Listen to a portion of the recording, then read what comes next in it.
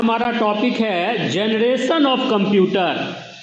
हिंदी में कहेंगे कंप्यूटर का पीढ़ी। ठीक है, जैसे हम लोगों का पिछले क्लास में हम लोग पढ़े थे हिस्ट्री ऑफ कंप्यूटर, तो अलग अलग इरा के बारे में पढ़े थे, मैकेनिकल इरा, इलेक्ट्रोमैकेनिकल इरा और इलेक्ट्रॉनिक इरा। तो अब इलेक्ट्रॉनिक इरा में टोटल कंप्यूटर को 5 जनरेशन में बांटा गया। इलेक्ट्रॉनिक इरा के पहले का कोई बात इसमें नहीं आएगा। इलेक्ट्रॉनिक इरा का जो कंप्यूटर है उस कंप्यूटर को 5 जनरेशन में बांटा गया है। जैसे इस कलयुग में ही हमारे दादाजी का जनरेशन होगा, फिर हमारे पिताजी का जनरेशन होगा, फिर मेरा जनरेशन होगा, फिर मेरे बच्चे का जनरेशन होगा। ये सब कलयुग का ही कहानी है, सतयुग का कोई कहानी है इसमें। उसी तरह से कंप्यूटर में भी जो 5 जनरेशन है, ये पांचों जनरेशन इलेक्ट्रॉनिक इरा से रिलेटेड है। समझ में आ गया बात? कहता है पहला जनरेशन जो है उसका टाइमलाइन है 1940 से लेकर 1956 तक। 1940 से लेकर 1956 तक का जो जनरेशन है वो फर्स्ट जनरेशन ऑफ कंप्यूटर के अंतर्गत आता है। और इस समय में जो प्रोसेसर के लिए सर्किट बनाया जाता था, जिससे कंप्यूटर किसी चीज़ को प्रोसेस करेगा, उसके लिए वैक्यूम ट्यूब का इस्तेमाल होता था। वैक्यूम ट्यूब का इस्तेमाल होता था। वैक्यूम ट्यूब जो है वो साइज में काफ़ी बड़ा होता था और इसका जो कैपेसिटी था वो बहुत कम था। तो ऐसे अवस्था में कंप्यूटर में काफ़ी अधिक संख्या में वैक्यूम ट्यूब का इस्तेमाल किया जाता था। हम लोग पिछले क्लास में ये भी डिस्कस किए कि ENIC में लगभग 18,000 वैक्यूम ट्यूब का इस्तेमाल किया गया। तो 18,000 वैक्यूम ट्यूब अगर लगाएंगे और एक वैक्यूम ट्यूब का साइज भी काफ़ी बड़ा है, तो वैसे स्थिति में पूरे एक कंप्यूटर का जो सर्किट बनेगा उसका साइज काफ़ी बड़ा हो जाएगा। और ऐसे स्थिति में फर्स्ट जनरेशन का जो कंप्यूटर था वो पूरे एक बड़े साइज के हॉल में सेटअप किया जाता था। एक कंप्यूटर को सेटअप करने में कितना जगह लगता था? एक बड़े हॉल के जैसा जगह हमको लगता था। कारण क्या था कि उस समय में वैक्यूम ट्यूब का इस्तेमाल होता था। वैक्यूम ट्यूब के अलावा हमारे पास दूसरा कोई विकल्प भी नहीं था। जैसे एक समय में लोग बैलगाड़ी से चलते थे। क्यों चलते थे? क्योंकि दूसरा कोई विकल्प नहीं था। बैलगाड़ी काफ़ी धीरे धीरे चलता था, है ना, काफ़ी ज़्यादा स्पीड भी नहीं होगा उसका, लेकिन फिर भी क्या था, उपाय ही वही था। पालकी से लोग चलते थे, घोड़ा से लोग चलते थे। तो यहाँ कहता है कि वैक्यूम ट्यूब के अलावा दूसरा कोई विकल्प हमारे पास नहीं था। उसका साइज काफ़ी बड़ा होता था, काफ़ी अधिक संख्या में इस्तेमाल करना होता था। और कोई भी इलेक्ट्रॉनिक डिवाइस जो होता है, कंपोनेंट जो होता है, वो बिजली से चलता है और वैसे स्थिति में वो हीट प्रोड्यूस करेगा। तो जब बहुत अधिक संख्या में हम वैक्यूम ट्यूब का इस्तेमाल करते थे तो वो हीट भी बहुत ज़्यादा प्रोड्यूस करता था और उसको कूल डाउन रखने के लिए भी हमको व्यवस्था करना पड़ता था, नहीं तो वो ओवर हीट हो जाता। तो ये सब समस्याएं थी। वो काफ़ी स्लो भी था। ठीक है। तीसरी बात आती है कि इसके लिए जो इनपुट देने का जो व्यवस्था था इस कंप्यूटर में, इनपुट के लिए हम पंच्ड कार्ड और पेपर टेप का इस्तेमाल करते थे। ये वही पंच्ड कार्ड है जो पिछले क्लास में हम लोग पढ़े थे, जैकर्ड लूम के द्वारा जो बनाया गया था। जैकर्ड लूम जो पंच्ड कार्ड बनाए थे उसी का इस्तेमाल चार्ल्स बेबेज के द्वारा किया गया और फिर उसी का इस्तेमाल फर्स्ट जनरेशन में कंप्यूटर में भी इनपुट के लिए किया गया, इनपुट डिवाइस के लिए। इसके बाद आता है स्टोरेज के लिए। तो स्टोरेज के लिए उस समय में मैग्नेटिक ड्रम का इस्तेमाल होता था, उसी के अंदर डेटा स्टोर किया जाता था। अलग अलग प्राइमरी और सेकेंडरी मेमोरी का कोई कॉन्सेप्ट नहीं था। आउटपुट के लिए उस समय में कोई मॉनिटर या स्क्रीन नहीं था। प्रिंट आउट इलेक्ट्रिक टाइपराइटर के द्वारा प्रिंट आउट के जरिए हमको आउटपुट मिलता था। कोई स्क्रीन उस समय में नहीं था। लैंग्वेज, कंप्यूटर को जो इंस्ट्रक्शन दिया जाता है उस इंस्ट्रक्शन देने का जो लैंग्वेज था वो मशीन लैंग्वेज था। और मशीन लैंग्वेज क्या होता है? 0 और 1। मतलब उस समय में डायरेक्टली 0-1 के कोड का इस्तेमाल किया जाता था, बाइनरी कोड का इस्तेमाल किया जाता था इंस्ट्रक्शन देने के लिए। यह काम एक मनुष्य के लिए काफ़ी कठिन था, इसीलिए उस ज़माने में ज़्यादा प्रोग्रामिंग लोग नहीं कर पाते थे। ठीक है, इसके बाद आता है ऑपरेटिंग सिस्टम के रूप में जो महत्वपूर्ण सॉफ्टवेयर है ऑपरेटिंग सिस्टम, उसके लिए बैच प्रोसेसिंग ऑपरेटिंग सिस्टम का इस्तेमाल किया जाता था। ये काफ़ी स्लो होता था। कुछ एग्जाम्पल्स है उस जमाने के कंप्यूटर का, जिसमें नाम आता है ENIAC। पिछले ही क्लास में हम लोग इसके बारे में पढ़े, electronic numerical integrated and computer. दूसरा पढ़े थे EDVAC, electronic discrete variable automatic computer. तीसरा पढ़े थे UNIVAC, यूनिवर्सल ऑटोमेटिक कंप्यूटर। और नाम है EDSAC, IBM 701 और IBM 650। ये सब नाम था कंप्यूटर का, और ये सब किस जनरेशन का कंप्यूटर था? फर्स्ट जनरेशन का कंप्यूटर था ये। अब आ जाइए सेकेंड जनरेशन में। कहता है सेकेंड जनरेशन का कंप्यूटर 1956 से लेकर 1963 के समय का कंप्यूटर को सेकेंड जनरेशन के कंप्यूटर में हम लोग रखते हैं। इस समय में जो प्रोसेसर के लिए सर्किट बनाया गया था, उसमें ट्रांजिस्टर का इस्तेमाल किया गया था। यह ट्रांजिस्टर वैक्यूम ट्यूब के तुलना में काफ़ी छोटा था और स्पीड उसके तुलना में काफ़ी ज़्यादा था। तो ऐसे अवस्था में नंबर ऑफ ट्रांजिस्टर कम हो गया। जब उसका स्पीड ज़्यादा है, काम करने का कैपेसिटी ज़्यादा है, तो वैसे स्थिति में संख्या घटेगा या बढ़ेगा? घटेगा। और चूंकि इसका साइज भी कई गुना कम था वैक्यूम ट्यूब के तुलना में, तो वैसे स्थिति में इसका जो पूरे कंप्यूटर का जो साइज था, जो एक कमरे के अंदर सेटअप होता था, वह अब एक बड़े डेस्क के ऊपर सेटअप किया जा सकता था। मतलब साइज इस रूप से कम हो गया। जहां एक कमरे की आवश्यकता थी, वहां एक बड़े डेस्क पर भी हम उस कंप्यूटर का सेटअप कर सकते थे। इसके पीछे का रीजन ट्रांजिस्टर। ठीक है, इनपुट के लिए कोई नया चीज नहीं था, पंच कार्ड और पेपर टेप का ही इस्तेमाल इनपुट के लिए इस जमाने में भी किया गया था। स्टोरेज फर्स्ट जनरेशन में मैग्नेटिक ड्रम का इस्तेमाल किया गया था, सिंगल मेमोरी, लेकिन यहाँ स्टोरेज में 2 मेमोरी का इस्तेमाल किया गया, मैग्नेटिक कोर और मैग्नेटिक डिस्क टेक्नोलॉजी। और यही टेक्नोलॉजी आगे जाके रैम और हार्ड डिस्क के रूप में बनाया गया। मैग्नेटिक कोर और मैग्नेटिक डिस्क टेक्नोलॉजी, मतलब यहाँ 2 तरह के मेमोरी का इस्तेमाल शुरू हो गया। आउटपुट के लिए यहाँ भी प्रिंट आउट का ही इस्तेमाल हुआ, लेकिन टाइपराइटर नहीं, बल्कि लाइन प्रिंटर का एक एग्जाम्पल है लाइन प्रिंटर। तो लाइन प्रिंटर का इस्तेमाल हम लोग करते थे किस काम के लिए? आउटपुट प्राप्त करने के लिए। लैंग्वेज के रूप में असेंबली लैंग्वेज का इस्तेमाल किया गया। अब ये असेंबली लैंग्वेज क्या है? तो बाइनरी लैंग्वेज, मशीन कोड जो होता है, वो कोड ह्यूमन के लिए लिखना, हमारे लिए प्रोग्रामर के लिए लिखना काफ़ी कठिन कार्य था। तो एक नया लैंग्वेज बनाया गया जिसमें बाइनरी कोड के साथ साथ कुछ इंग्लिश कमांड का भी इस्तेमाल किया गया। और इस नए लैंग्वेज के आने से प्रोग्रामिंग करना थोड़ा आसान हो गया। बहुत आसान नहीं हुआ, थोड़ा आसान हो गया। मतलब मशीन कोड में प्रोग्रामिंग करने के तुलना में ये आसान था।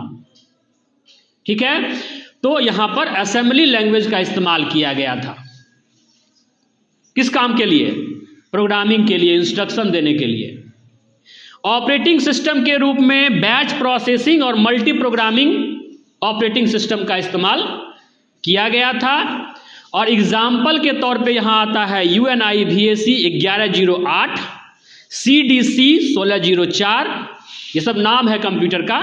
हनीवेल 400, CDC 3600 और IBM 7094, ये सब कंप्यूटर का नाम है। ये सब किस जनरेशन का कंप्यूटर था? सेकेंड जनरेशन कंप्यूटर था। अब आ जाइए थर्ड जनरेशन ऑफ कंप्यूटर। कहता है 1964 से लेकर 1971 के बीच का जो कंप्यूटर था, उसको हम थर्ड जनरेशन कंप्यूटर के अंतर्गत रखते हैं। यहाँ एक बहुत बड़ा चेंजेज आया कि यहाँ पर ट्रांजिस्टर के जगह पर आईसी का इस्तेमाल किया गया, इंटीग्रेटेड चिप। सिलिकॉन का बना हुआ ये चिप होता था और इसका साइज आईसी से भी कम होता था और इसका कैपेसिटी ट्रांजिस्टर से कई गुना ज़्यादा होता था। तो ऐसे अवस्था में हमारा जो कंप्यूटर का साइज था वो और छोटा हो गया और स्पीड इसका और ज़्यादा बढ़ गया, कई गुना ज़्यादा बढ़ गया। किसके कारण? आईसी के कारण। और आईसी जो है ये सिलिकॉन का बना हुआ चिप होता था और इस चिप को LSI लार्ज स्केल इंटीग्रेशन के द्वारा बनाया गया था। ठीक है। स्टोरेज के लिए सेम मैग्नेटिक कोर और मैग्नेटिक डिस्क टेक्नोलॉजी, रैम और हार्ड डिस्क के द्वारा इसका इस्तेमाल होता था। इनपुट के लिए यहां पर कीबोर्ड का इस्तेमाल किया गया। पहली बार 3rd जनरेशन कंप्यूटर में कीबोर्ड का इस्तेमाल हुआ। किस काम के लिए? इनपुट देने के लिए। इससे पहले कीबोर्ड नहीं था। और सेम आउटपुट के लिए यहां पर मॉनिटर का इस्तेमाल हुआ, मतलब इससे पहले मॉनिटर भी नहीं था। 3rd जनरेशन में ही कीबोर्ड और मॉनिटर को इंट्रोड्यूस किया गया, कंप्यूटर में यूज किया गया। क्लियर है? लैंग्वेज के लिए यहां high level language Fortran, COBOL, basic, pascal ये सब लैंग्वेज का उपयोग हुआ। और हाई लेवल लैंग्वेज क्या है? तो यहां पर जो कंप्यूटर के अंदर हम इंस्ट्रक्शन देते हैं, प्रोग्रामिंग करते हैं, वो डायरेक्टली इंग्लिश लैंग्वेज का इस्तेमाल इसमें किया गया। मशीन कोड का कोई झंझट नहीं था इसमें। सबसे पहले जनरेशन में मशीन कोड में ही प्रोग्रामिंग किया गया जो काफ़ी टफ था। सेकेंड में मिक्स मशीन कोड और इंग्लिश कमांड का मिक्स रूप का इस्तेमाल किया गया जिसको हम लोग असेंबली लैंग्वेज कहते हैं। और 3rd जनरेशन में प्योर इंग्लिश कमांड का यूज किया गया जिससे कि हमारा प्रोग्रामिंग और इजी हो गया, है ना। लोग सॉफ्टवेयर बहुत सारा बनाने लगे और इसी का रूप आया कि यहाँ पर ऑपरेटिंग सिस्टम जो है वो डेवलप हो गया। मल्टीटास्किंग और टाइम शेयरिंग ऑपरेटिंग सिस्टम इसमें उपयोग किया गया। एक साथ आप मल्टीपल टास्क परफॉर्म कर सकते हैं। ये चीज़ जो है पहली बार 3rd जनरेशन कंप्यूटर में लाया गया।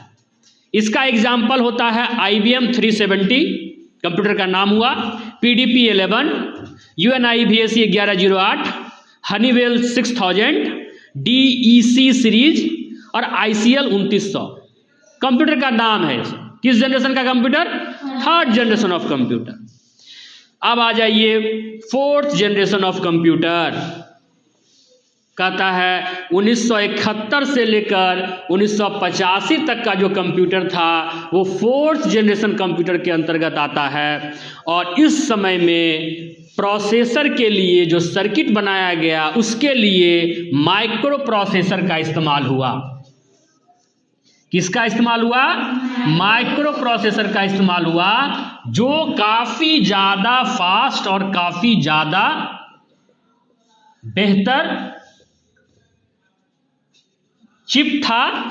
और आज के डेट में हम लोग इसी माइक्रो प्रोसेसर का इस्तेमाल करते हैं। अब यहां पर वेरी लार्ज स्केल इंटीग्रेशन का उपयोग किया गया जिसके द्वारा क्या बनाया गया? माइक्रो प्रोसेसर चिप बनाया गया। कहता है इनपुट देने के लिए यहां पर कीबोर्ड और माउस का इस्तेमाल हुआ, मतलब कीबोर्ड के साथ साथ माउस का इस्तेमाल 4th जनरेशन में किया गया। इससे पहले कीबोर्ड के साथ माउस का इस्तेमाल हम नहीं करते थे, केवल कीबोर्ड का ही इस्तेमाल करते थे। साथ में वेब कैमरा और माइक का भी इस्तेमाल इसी जनरेशन में किया गया था। स्टोरेज के लिए हार्ड डिस्क, फ्लॉपी डिस्क और CD-ROM, CD का जो इस्तेमाल किया गया वो भी इसी जनरेशन में किया गया था। आउटपुट के लिए मॉनिटर के साथ साथ स्पीकर का भी इस्तेमाल इस जनरेशन में किया गया था। मॉनिटर के साथ साथ मतलब मल्टीमीडिया का जो उपयोग होता है, ऑडियो वीडियो, वो इसी जनरेशन में हुआ। यही कहना चाह रहा है ये। वहाँ पर वेब कैमरा का इस्तेमाल हुआ, माइक का इस्तेमाल हुआ इनपुट देने के लिए और आउटपुट के लिए स्पीकर का इस्तेमाल किया गया। क्लियर है? लैंग्वेज के लिए यहाँ हाई लेवल लैंग्वेज C और C++ का इस्तेमाल किया गया। ये C और C++ काफ़ी पॉपुलर लैंग्वेज है और इस लैंग्वेज में हम लोग जो इंस्ट्रक्शन लिखते हैं कंप्यूटर के अंदर तो कई सारा सॉफ्टवेयर हम लोग बनाने में इसका उपयोग करते हैं और यही C++ हम लोग आगे जाके पढ़ेंगे भी 11th वगैरह में कंप्यूटर में यही हम लोगों को पढ़ना होता है कि कैसे हम सॉफ्टवेयर बना सकते हैं, कैसे हम इंस्ट्रक्शन कंप्यूटर के अंदर दे सकते हैं। ऑपरेटिंग सिस्टम के लिए GUI and CUI graphical user interface और character user interface operating system का इस्तेमाल इसी जनरेशन में किया गया था, जैसे मैक, यूनिक्स, डॉस इन सब का इस्तेमाल किया गया था। और एग्जाम्पल के रूप में आता है मिक्रल, IBM 5100 और अल्टेयर 880, ये कंप्यूटर का नाम है। ये 4th जनरेशन ऑफ कंप्यूटर के अंतर्गत आता है। इसके बाद हमारा आता है, क्या आता है, 5th जनरेशन ऑफ कंप्यूटर,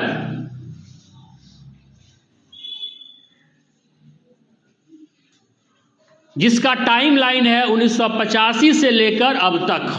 मतलब अभी जो हम कंप्यूटर उपयोग करते हैं वो कौन सा जनरेशन है, 5th जनरेशन है और ये कंप्यूटर के जनरेशन का अंतिम पीढ़ी है। ठीक है, कहता है इस जनरेशन में माइक्रो प्रोसेसर का ही इस्तेमाल किया गया, लेकिन यहां पर SLSI